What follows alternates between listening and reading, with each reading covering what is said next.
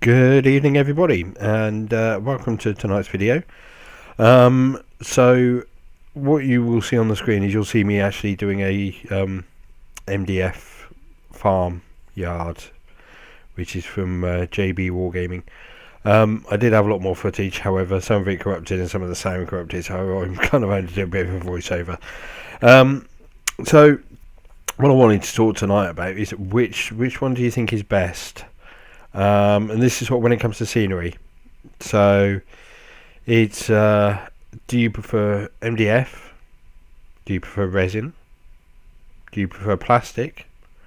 Or do you prefer 3D printed? Or there's the other option of scratch built, or just some books on a table, depending on what you want to do. So I'm gonna kind of talk through each one individually and then tell you my preference a bit later on, but I'm sure anybody who knows me would most probably know what my preference already is. So let's start with the very basic one, which everybody no doubt has done at some point in their wargaming history, which is books and just coffee jars and random stuff just on the table. So I mean, that does the job. It does the job. It's quick, simple, it's easy. You can easily knock it out on the table. Everybody enjoys the game. It's simple. I suppose when you're starting out, if it's all you got, then that's all you really need. There's not much more really to say about that. No, not really, because you don't need to do any painting with it, obviously, unless you want to paint the books. But I don't know why you'd want to paint a book. But I mean, I suppose it's a simple one. It's the nice, easy, simple thing to do when you're first starting out in the hobby, I suppose. Next one, let's go for plastic, shall we? Well, plastics, they're an interesting one.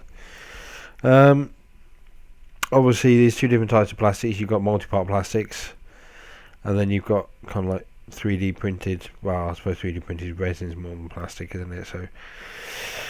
So I mean, multi-parts, I suppose they're quick and easy as well. I forgot to mention cardboard. We may come back to that one a bit later.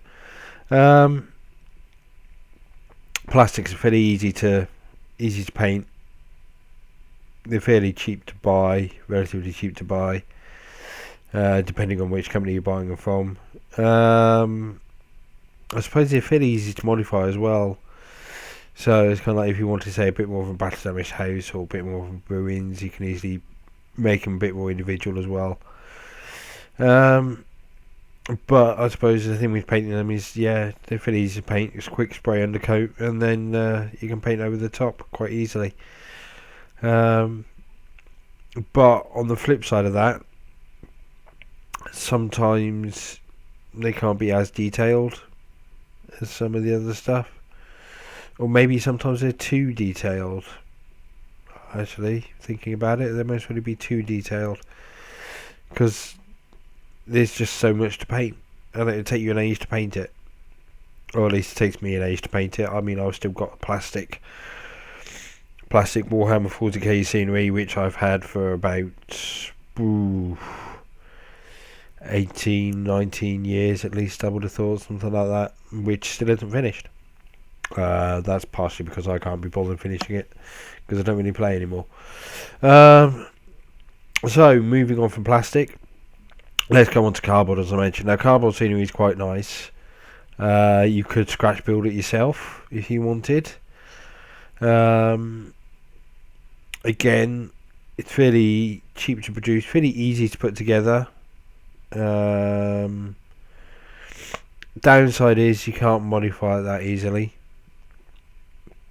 You can't. Well, if you did modify it, you may have to put in some reinforcing struts and bits and pieces here and there, just try and make it a bit more stable. So it's a bit more difficult to modify. But if you want something quick that you can just knock together quick and easy, that's fine. Most cardboard scenery nowadays comes with plastic clips, which again make it quick and easy to assemble, disassemble, good for taking to a club. If you want to take your scenery if you're taking scenery to a club, you haven't got to take mass amounts of boxes. You can flat pack it, take it to the club, assemble it, play the game, flat pack it, bring it home. So it makes it quite easy, quite nice for that. The only downside is obviously if you're doing that on a regular basis, it does tend to wear out and you do have to replace it. Okay, so I think now maybe we should move on to 3D printed. Now, 3D printed. I don't know anything about 3D printing. I know absolutely nothing. So I know it's some form of resin that gets put in the machine, and I know it can take an age, and I know you can make some really detailed, really good stuff. But again, from what I've seen, it's a bit like the plastics. You need to prime it, you need to clean it up. It may take a little bit longer. I don't know exactly, but from what I've seen, it can take a little bit longer in order to actually do the stuff. So, depending on how detailed it is. So, yeah, it's an interesting one, 3D printing.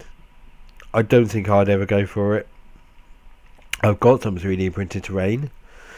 It took quite a lot of cleanup though, but I suppose it depends on who you bought it for, what printer they're using, what resin they're using. I don't know really what detail or how detailed they're going or how thick they're making their layers or things like that. So I know it's very detailed, and I know there's a lot there to understand and comprehend, and as I say, I know absolutely nothing about it. So yeah, but I do know that the stuff that I've had, kind of like I primed it, and I had to prime it twice. I gave it a quick rinse down, primed it, and it didn't take. So I then had to prime it a second time in order for it to take, and then I was able to paint it.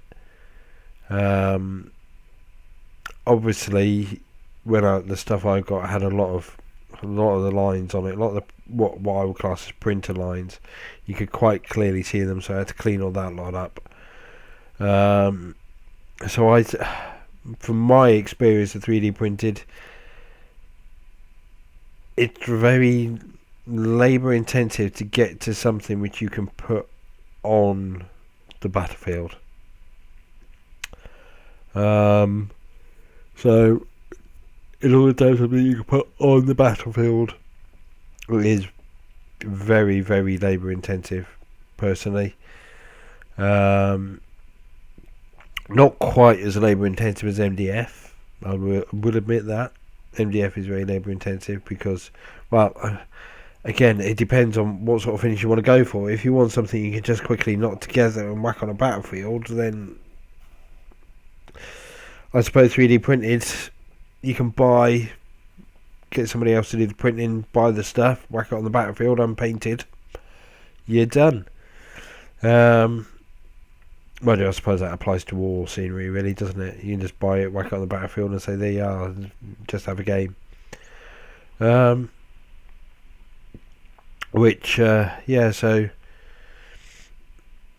I suppose it depends on what sort of finished look you want to go for as well.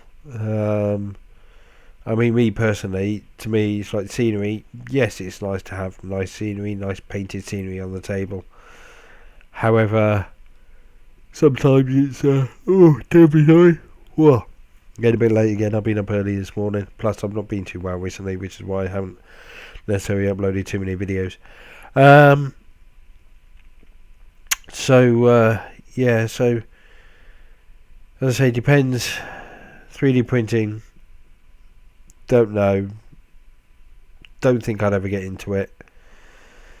So I think it's just one of those things where, I mean, please let me know in the comments if I'm anywhere near right with having layers and thicknesses of layers and stuff like that. Please let me know in the comments, by all means. So So moving on from 3D printing, what else was there? There was, oh yep, resin. That was it. Yes, there was another 2 on there. Yes, it was resin. So resin. Well, actually no, the scratch bit was another 3 to go through. Ooh, blimey, another 3. Eek. Resin. Again, it depends on your preference with resin, I suppose. I've got a couple of resin bits. The problem I found with resin is if I've bought them, I mean, I bought a couple of bits that were unpainted. Problem I had is obviously I cleaned them up, washed them up, let them dry, cleaned them up again, washed them up again, let it dry, just to make sure that all the mold release had come off. I'd got all of it off. But I found, again, it just wouldn't. I had to prime them twice. Because it just wouldn't take.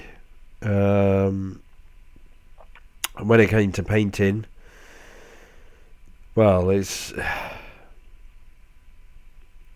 Again, I mean, as you can see in the video now, I mean, I use tester pots. It's quite good for getting good mix of colours, really. Yeah, so using tester pots bought from DIY shop gives you a nice colour, and it's fairly cheap, and you get quite a bit, really. I mean, you can see the grey that I'm using in the video now. That was bought 4 or 5 years ago, something like that. And it's just getting towards the end. Literally just getting towards the end of the life, and it's done quite a lot of scenery. But I digress. Where was I? Resin. That was it, yeah. So I had to prime them a couple of times, and trying to get them to stick. Obviously, you've got to use super glue, which means you've got to sit there and hold it while it goes off, unless you want to try and drill and pin it. But again, that's a bit more work. Transportation of resin is a bit... Well, I mean, transportation of anything other than cardboard, really, you need to make sure it's packed properly. But again, if you get resin and it's damaged, and it gets damaged taking it to the club or not, you've got to take some super glue with you. Whereas obviously plastic, yes, you may have to take it. I suppose you could take some super glue with you for plastic as well, but the resin stuff I buy now is all pre-painted as well. Plus you got the weight element with the resin. It's a bit more heavy to cart around, a bit heavier. It's got to go at the bottom of the box if you're putting it in there, but then you've got to be careful what you're putting on top, making sure it's not too heavy going on top. And yeah, I'm not necessarily as big a fan of resin as some people may be. So moving on, we've got to MDF now. So MDF, well, MDF, obviously being a carpenter, this is one of my favourites because, well, I mean, it's fairly easy to produce. If you've got a laser cutter, or if you know of a good supplier. I mean, the guy I use, JB Wargaming, who I'm not affiliated with in any way, shape or form. But obviously I will leave a link in the description if anybody's interested. I mean, this farmyard that I'm doing on the video here, that's one of his. I've got a couple of other of his as well. I quite like MDF. It's fairly robust, fairly easy to put together, as you saw. Just get some PVA wood glue. That's fairly cheap. It actually works out cheaper to buy that than it does to buy tubs of super glue for the resin or poly cement for the plastic. And I mean, it's fairly. I find it fairly easy to paint, as you can tell. Again, just using emulsion, just straight onto the MDF. No need to prime. I mean, all I've literally done is, before assembly, is just quickly run a quick bit of sandpaper over the top. Nothing too major, just a bit of, just literally real light dusting of sandpaper over the top, just to give it that bit of an edge. You could seal it if you wanted to. I choose not to. especially for my buildings, simply because putting the emulsion on gives you that plastered look. When it lifts a little bit with the moisture in the paint as it absorbs the paint, it just gives it that plastered look, which makes it look quite nice. Has a nice little bit of texture to it as well. Terribly sorry about that. Yeah, so MDF, fairly easy to modify if you wanted to. Most kits you get can be modified in some way, shape or form. I mean, if you wanted to put some extra holes in, you can do. If you want to put some extra battle damage on the machinery, you can do. It's not too difficult to do. Obviously, you get all the little bits that you poke out where all the joints and everything are. You can use that as scatter terrain as well. Terribly sorry. I didn't mean to cough down the microphone there. It just appeared out of nowhere, that. As I say, I mean, it's fairly easy to paint as well, so doesn't necessarily need priming. You can just literally paint straight onto the MDF. Doesn't need to be primed or anything, really. I mean, as you can see here, I'm literally just picking the roof up, dipping in the brush and going, wallop, have that. That'll do. So, I mean, I suppose one of the other things is with MDF is that one of the downsides with MDF is temperature. It is temperature sensitive. You have to try and keep it dry, because obviously if it gets damp or is in a damp, humid atmosphere and the temperature goes up and down, it can warp, twist, and can end up going a bit funny. Which obviously you don't necessarily get with plastics or resin or 3D printing. But obviously you do get that with cardboard. If you don't keep it dry or it gets into too humid, and it's how you keep it. I suppose one of the other downsides with MDF as well is obviously transportation. But as I said, that applies to everything apart from really to cardboard. So, I mean, I personally prefer MDF, but again, that's most probably because I'm a bit partial to wood, being a carpenter by trade. So, yeah. So that brings us on to scratch built. Now, scratch built is an interesting one. I'm sure we've all done some scratch built terrain somewhere along the line. I know I've done some in the past using the old Games Workshop polystyrene inserts that you used to get in the boxes, in your blister in your sort of force boxes and everything that you used to get.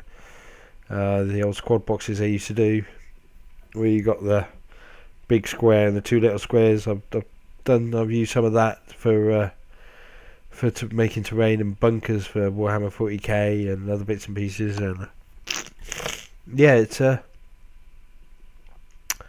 scratch building terrain is an art. It really is an art. You can either do it or you can't, I think. I mean, I've known guys that have been able to scratch build terrain and it's looked absolutely fantastic. I personally can't. I've tried building scratch, but it's just not.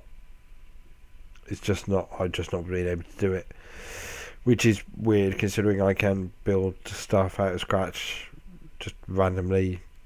Anyway, like give me a bit of wood, ask me to make something out of it, and I'm sure I could. But ask me to make a bit of terrain out of it, not so much.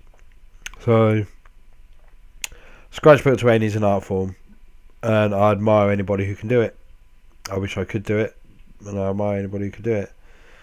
So, and yeah, so I mean, what are your guys' thoughts on the battle, on kind of like the terrain front?